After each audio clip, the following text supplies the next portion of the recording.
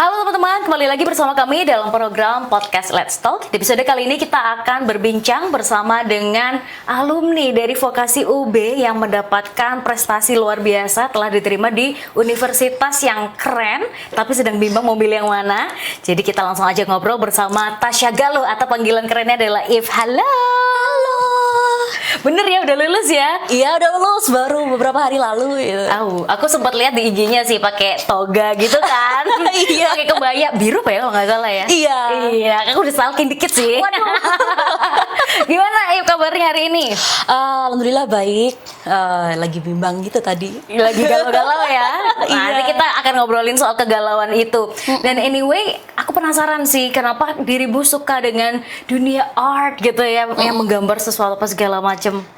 Sebenarnya ada dua alasan nih. Yang pertama kepepet. Pepet.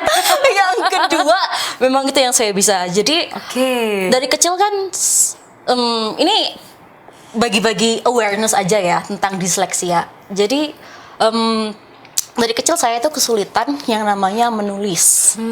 Nah, mungkin zaman dulu itu orang-orang nggak kepikiran apa sih disleksia, apa itu ADHD. Nah, waktu zaman dulu itu saya jadi kayak wah langsung ceritanya, langsung dicap kayak oh anak ini anak yang kurang pintar, tapi di sisi lain anak ini sangat menyeni. Nah, terus bapak saya memilih dua. Nah, hidup itu antara melakukan apa yang kamu suka dan apa yang kamu bisa. Kebetulan yang saya suka dan saya bisa itu menggambar. Ya, nah dari kecil saya menggambar sampai SMA menggambar. Nah, ini I have to say this, tapi saya kelas 4 SD itu baru bisa baca. Bukan karena kegagalan dalam sistem pembelajaran atau akademik, bukan. Memang karena orang-orang masih belum aware apa itu disleksia. Jadi dipikir itu anak ini pemalas. Sebenarnya saya tuh bingung. Ini baca apa gitu.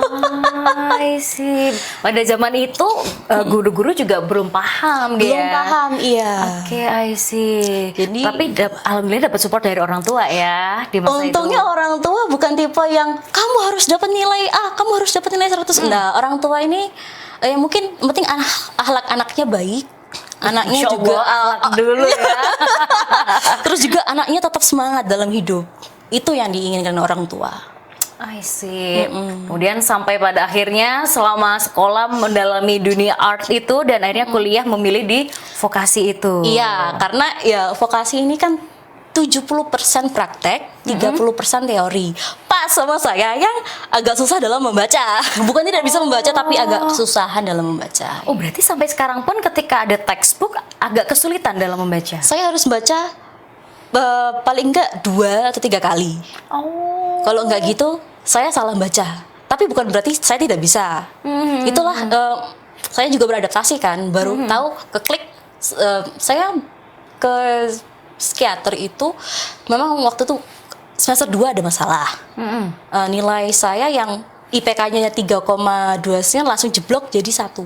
Oh. Ya. Oh. Nah, itu memang ya ada masa-masa setiap orang kan ada masa-masanya ya. Waktu itu masa saya itu waktu semester 2 itu. Memang dari kecil emang pengen kuliah di luar negeri sih, tapi waktu itu kan ada ISMA. Saya nggak bisa ikut ISMA, saya sedih. Oh, Terus setelah itu saya take a break. Sempatlah ngomong sama orang tua, ini gimana apa aku keluar, sempat minder lah sebagai mahasiswa ya. Terus kata bapak, jangan nyerah, kamu itu bapak tuh gak pernah ngajarin kamu untuk menyerah. Keren ya orang tuamu ini. Iya, keren. Terus akhirnya nggak apa-apa kah kalau misalnya aku telat lulus, ya it's okay.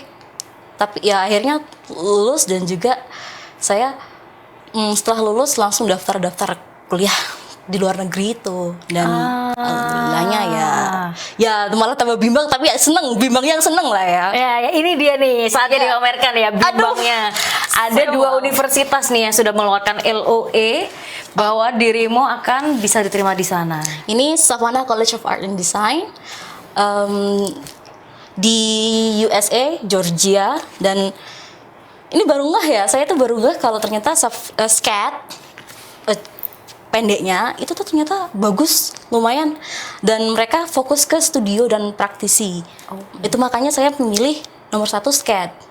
Dan otomatis saya tipe yang kalau misalnya plan A nggak berhasil, kita harus punya plan B, plan C, plan D.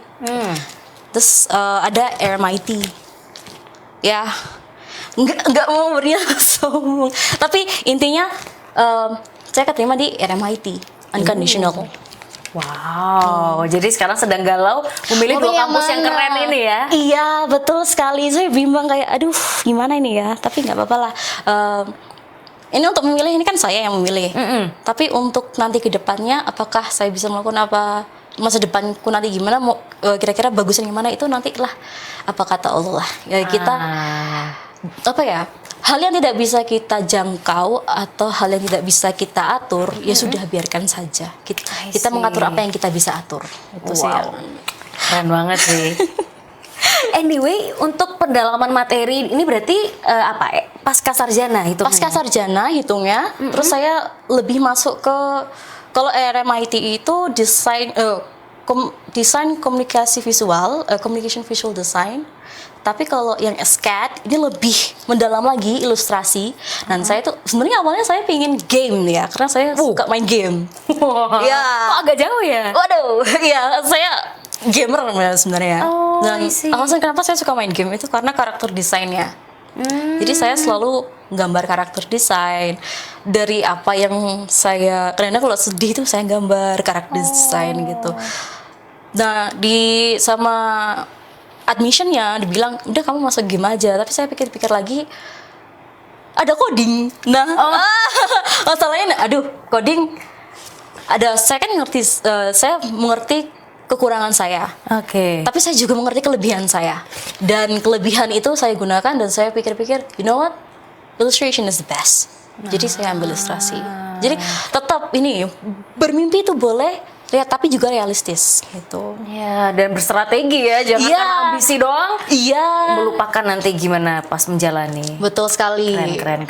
Soalnya saya sendiri juga dikenal mahasiswa kupu-kupu, tapi tanpa mereka tahu sebenarnya saya punya pathway sendiri yang orang-orang nggak tahu. Tiba-tiba udah di USA gitu ya, nanti disuruh tiba-tiba di mana gitu ya. Iya, memang khasnya begitu kayaknya. Jadi nggak usah terlalu berisik ya, yang berisik prestasinya aja. Iya, amin. Termasuk gambarnya ini, saatnya untuk diberisikkan juga nih. Ini boleh dipamerkan, ini gambar-gambar apa dan dilukis saat apa? Ini untuk, jadi saya magang di, nggak apa-apa nggak ya di? Nggak apa-apa, boleh silakan. Saya magang di PT Salam Pacific Indonesia Lines, dan ini karya Happy New Year, ini Christmas. Ini kalau ini bukan ya, ini saya sendiri. Jadi saya suka bermain namanya D&D, itu kayak permainan role play. Terus juga ini Salam Pacific Indonesia Lines untuk pasca. Sebenarnya rata-rata sebenarnya masih banyak ya. Cuma saya tuh sampai lupa. Ini saya simpen di mana file gambarnya. Dan ini literally bikin dari nol, kanvas putih gitu ya. Dari nol. Kadang-kadang saya bahkan nggak pakai referensi, tapi untuk kalian yang mau memulai art ya, kalau bisa pakai referensi. Kalau saya sih langsung nggak pakai referensi. Terus dari mana muncul ide kreatifnya itu? Kalau nggak ada referensi, tiba-tiba, gitu gambar. Itu gimana tuh, penasaran untuk orang kreatif seperti dirimu tuh gimana? Nah itu dia bukan positifnya ya. Itu adalah powernya orang yang punya ADHD. Jadi mereka nggak bisa diam, pikirannya mereka itu berputar terus, dan mereka selalu berkreasi. Itu. Nah jadi orang kalau tidur, saya tuh kaget. Saya tanya sama teman, kamu kalau tidur itu kepikiran apa nggak gitu? Enggak, aku kalau tidur tinggal tutup mata tidur. Bisa ya orang kayak gitu, saya tuh kaget gitu. Kalau sedangkan saya mau tidur, aku pengen bikin dress gitu. Terus dirimu juga suka untuk bikin pakaian, busana gitu? Iya.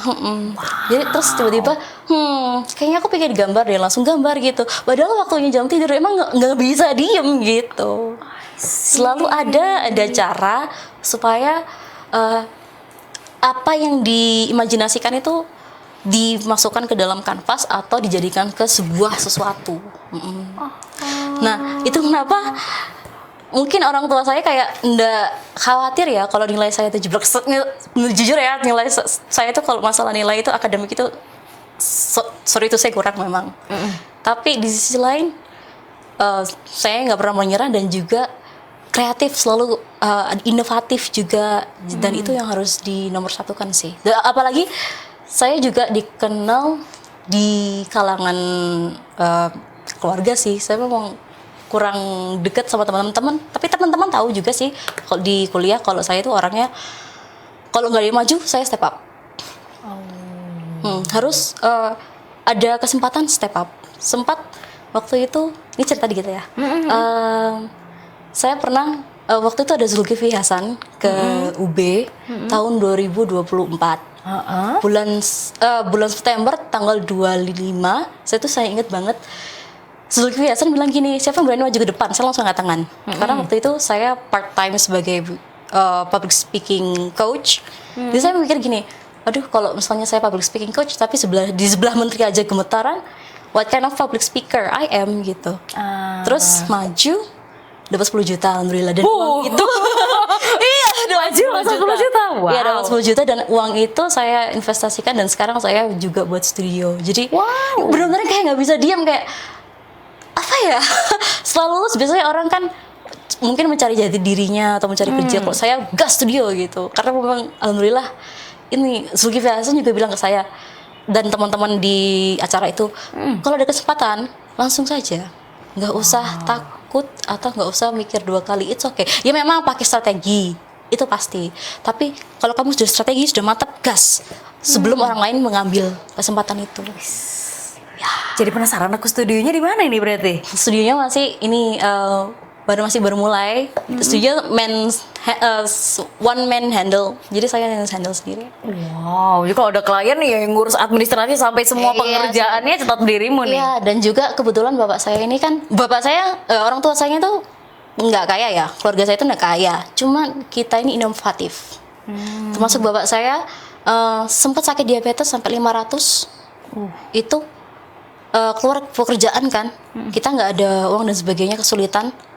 Tapi bapak saya, udah kalau gitu kita mulai bisnis aja benar-benar dari nol. Dan alhamdulillah di kala COVID bisa mengsekolahkan 3 anaknya.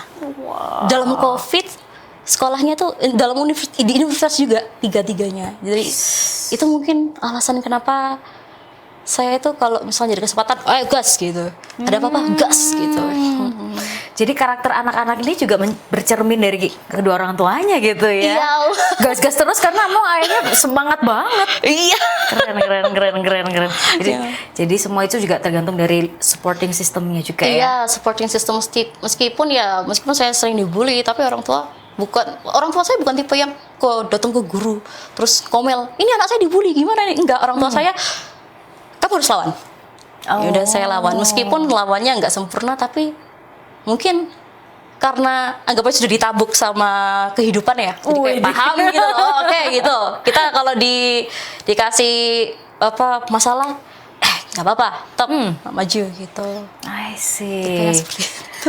Selain ditampar kehidupan, nanti teman-teman yang pernah ngebully ditampar oleh prestasi gitu. Boleh. Ya itu juga caranya bapak saya juga. Udah, kamu nggak usah mikirin yang dulu-dulu. Soalnya pembuliannya itu bukan pembulian yang biasa ya, yang kayak ngomong-ngomong biasa. Enggak, itu sampai fisik dulu masih kecil sampai. Dulu. Iya, sampai nggak ada yang nolong. Bahkan saya misalnya nggak ada yang nolong gitu.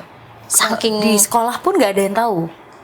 tahu semua, tapi gurunya nggak ngapa-ngapain. Wah, ini Nah itu masa bahaya, itu ya. karena itu saya kayak revenge-nya di situ juga, tapi di selain kayak ngapain revenge gitu loh. Aku go with life lah. Saya yakin mereka yang dulu membuli juga berubah. Jadi apa ya? Second chance itu ada di setiap orang. Cuma daripada kita balas bulian sama-sama misalnya saya dipukul gitu, daripada balas pukul, ya sebenarnya balas pukul bagus ya. Tapi aku kasih tampar, pak, ini prestasinya gitu. Kalau sekarang prestasinya plak banyak ya, udah ya kayak gitu ya. Iya. Itulah, jangan jadi orang jahat guys, nanti malu sendiri kalau udah di masa yang mendatang gitu kan. Karena roda berputar terus ya, hidup itu seperti itu, jangan merasa di atas terus. Ada kalanya kita di bawah. Nah, Iya. itu dia. Betul banget, aku setuju. Aku penasaran ketika dirimu punya disleksi atau ADHD tadi, kemudian dalam dunia kampus gitu ya, yang formal itu kan bukan hanya mengerjakan sesuatu yang langsung ilustrasi, tapi ada juga teori yang nanti ada ujian apa segala macam. Gimana cara kamu survive? Nah, karena saya kesulitan dalam membaca, saya mendengar. Jadi saya YouTubean sambil gambar, sambil dengarkan, oh orang ini YouTube ngomongin tentang teori warna itu seperti ini, terus tiba-tiba ngeliat YouTube, terus gambar lagi, terus mendengarkan aja gitu. Jadi kamu harus tahu apa kelemahanmu dan juga apa kekuatanmu. Bukan berarti kalau kamu punya disleksia atau ADHD, berarti kamu less as a people, less as a someone. No, sebenarnya kalian itu malah punya sesuatu yang bisa kalian tunjukkan. Bahkan saya waktu magang dibilang, wah anak ini bener-bener ini ya, waktu saya magang itu mentor saya sama atasan saya itu kayak, ini anak ini bakal jadi sesuatu suatu saat gitu, karena memang ini tekadnya. So, dan saya juga tahu kekurangan kelebihan. Jadi itu teman-teman, tahu kekuranganmu, tahu kelebihanmu, buatlah strategi. Udah itu.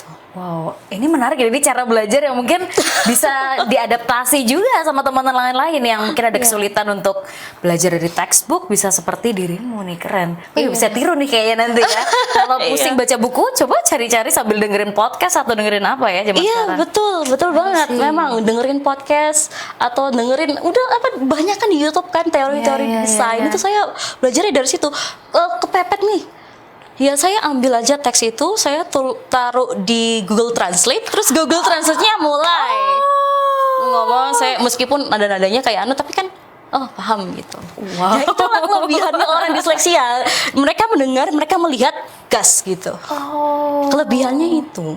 Jadi walaupun telinganya sibuk mendengar, tangannya menggambar, itu tidak ada problem gitu ya dalam Tidak ada problem. Justru malah kalau mengerjakan fokus ke satu aja itu malah problemnya di situ.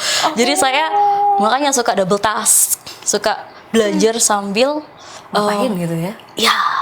Jadi kita harus itulah. Wah, ini jadi ilmu baru ya, kita juga belajar soal disleksia jadinya. Ya, disleksia sama ADHD. Ini kan jadi power ya. Kita bisa double task. Sedangkan perusahaan-perusahaan kan suka karyawan yang bisa double tasking ya. Bisa banyak. Jadi saya mah idola banget nih, karyawan idola. Ya ampun. Langsung Tasya kerja di ini nih. Gitu ya. Iya. Saya juga saya ini kan ikut organisasi luar kampus, namanya Toastmaster International. Itu public speaking. Dan saya sebagai VPE dan juga waktu itu tuh saya double task. Itu saya bisa, bahkan saya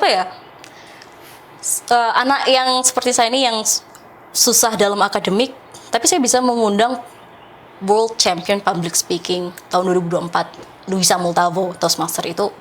Itu mungkin bagi orang itu kayak biasa aja, tapi kalau menurut saya tuh ya penghargaan juga sih, karena nggak semua orang bisa nge-invite ini mungkin saya self esteemnya memang kurang ya, tapi saya tuh suka langsung menunjukkan, ini loh aku pernah ini aku pernah ini, udah kamu diam aja gitu.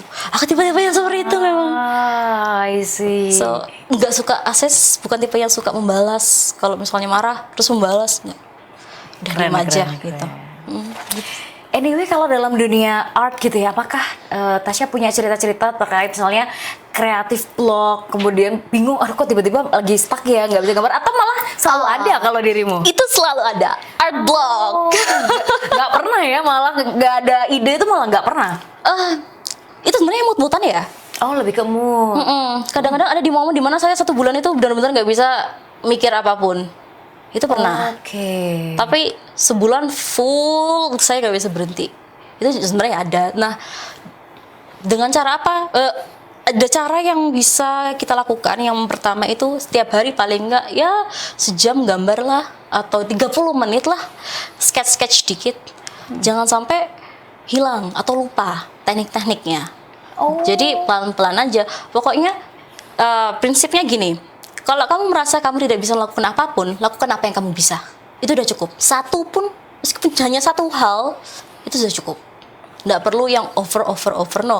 Pasti ada kalanya hidup itu kan naik, turun, naik. Kan hidup kan tidak naik, turun kan. Turunnya kadang-kadang bisa sampai 0.0 minus. Tapi ya itu,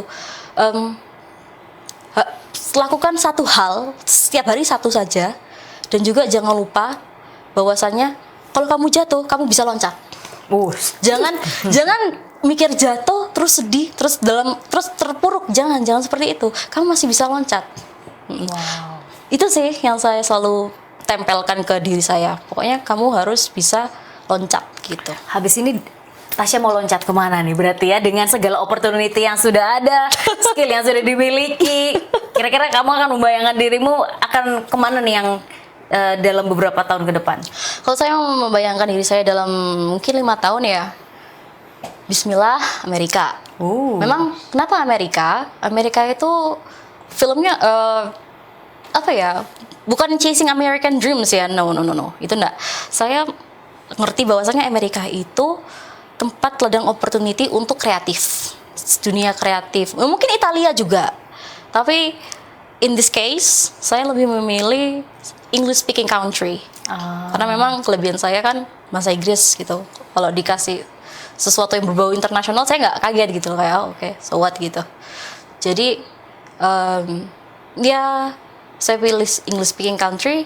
Sebenarnya kebetulan itu saya keterima di UK juga, tapi saya pikir-pikir udah US aja karena memang saya pengen studio base, dan SCAD atau SCAD atau Savannah College of Art and Design ini dia studio base.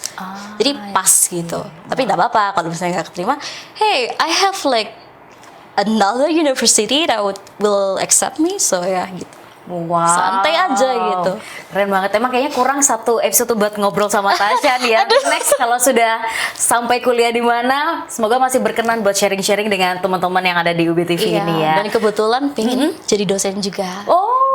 Wah, jangan-jangan bisa balik ke UB lagi nih ya nanti Waduh. mengajar. Ya we never know lah ya, hidup We akan never membawa know. kemana. Iya. Semoga sukses, pasti doa kita karena termasuk kebanggaan UB dong. Walaupun sudah lulus, tapi kan melekat terus nih kalau pernah berstudi di vokasi UB.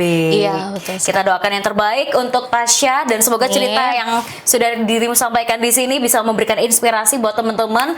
Gak ada kata menyerah, apapun yang terjadi kalau Tasya gas aja terus gitu ya. Iya, gas. Gas. Ini kalau misalnya teman-teman mau ngobrol-ngobrol ke Tasya, boleh nih ya lewat sosmed tanya-tanya. Boleh di Tasya Galuh Absari. Tasya Galuh Absari kalau misalnya kalian pengen kayak, studionya apa sih? Studionya Tasya bisa tulis aja ntar ya, JOANEFE, Joan Eve, atau UPROAR.insight. Itu studio saya. Nanti Agak kesusahan ya. semoga editornya nambahin lah ya. Editor kita kan udah pinter-pinter. Oke, thank you banget semuanya. Thank you juga Tasya. Good luck untuk semua dreams-nya. Kita tunggu kiprahnya Tasya untuk memberikan dampak di Indonesia. Iya dong, pasti Dan dong. semoga semuanya terinspirasi. Terima kasih sudah menonton episode kali ini, dan kita masih akan jumpa lagi di episode-episode berikutnya. Bye.